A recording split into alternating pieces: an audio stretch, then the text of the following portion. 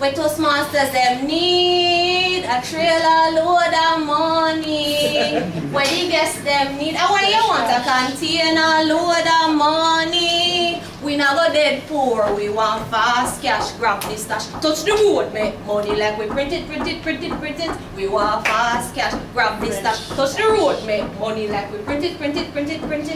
I wanna be a millionaire so bad. I love the things I never had. How many of us know these songs?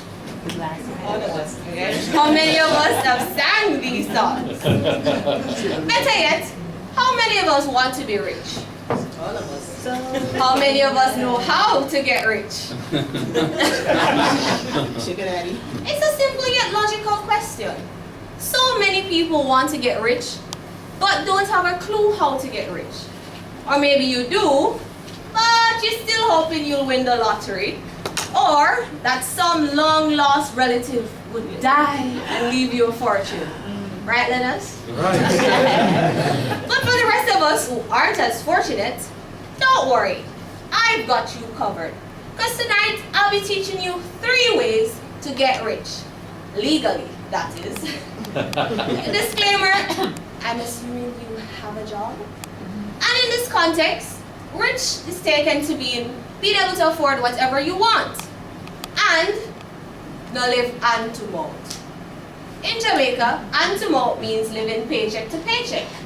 Or as we say, as you get the money, it's done. So, the first step towards becoming rich is save your money. This is something that our grandparents have told us, our parents have told us, and it's something from our childhood. But, you know, it doesn't have to be a whole lot of money. You can start small.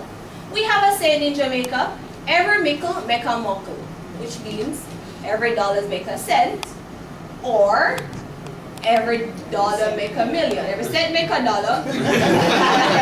I'm going backwards. Or every dollar makes a million. So, for me, you know, growing up, I had a piggy bank. But for the life of me, that pig would not get fat. Because between myself and my Robin Hood of a brother, it just would not get full. The coins just kept disappearing. So, now that I'm older, I know I have to save myself from myself. So here's what I do. Every month when I get my paycheck, I put it in a deposit account. And then I tell the bank, look, automatically take the money, put it in my savings account. In English, every month, please put a set amount of money into my savings account so that I don't spend it. Which I'm encouraging you all to do. So, some of you might say, but this don't make you rich. I've been saving all my life. But I say, aha. Couple that, of course, with compound interest, and bam, you've got yourself a fortune. At the rate I'm going, by the time I'm 55, I know I will have $1 million. The second step towards becoming wealthy is to create assets and not liability. Now, for those of us who have read the book Rich Dad, Poor Dad, you know exactly what I mean. An asset is something that puts money in your pocket, while a liability is something that takes money out of your pocket. You know, like your wife or girlfriend. Okay, just kidding. Just joking. Just kidding. Okay, a better example. Say a car. If you rent a car, that's an asset. You're getting money. However, if you just insure it every month, top it up with gas and drive it around every day, then that becomes a liability. Now, for those of us who can't afford to buy a car, why not invest in precious jewelries? Instead of buying China gold, why not buy real gold? Instead of buying a China bag, why not buy a Chanel or a Gucci handbag? But wait, to think of it, a Chanel bag is about the price of a car. But you get the point. Investing and creating asset doesn't mean you have to go invest in real estate or buy stocks and bonds, or even invest in a business. It simply means spending your money on things that will put money back into your pocket. Now lastly, but by no means the least, the next way, of course, to get rich is to quit the broke pocket mentality. And by that I mean, let's do a quick test. If I give each and every one of you in here $1 million, what would you do with it? Travel. Give it to me, I'm telling you. I'm sure many of us would say, oh, me quit my job. I tell that boss that he can kiss my astounding work ethics goodbye.